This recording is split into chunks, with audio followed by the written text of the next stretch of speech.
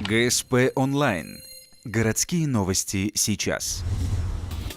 Воскресенье, 15:00. Спортивный комплекс Power Ухта. Открытый турнир по бадминтону. Организаторы приурочили соревнования ко Дню здоровья, который отмечается 7 апреля.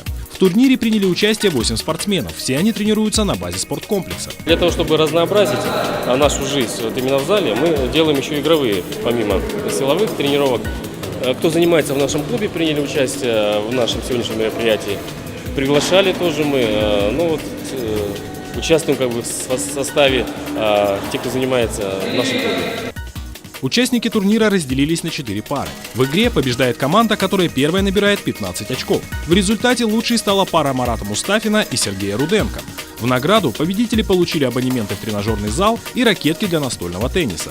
Этот турнир по бадминтону был для Power Ухта первым. Организаторы надеются, что в следующий раз соревнования соберут большее количество участников.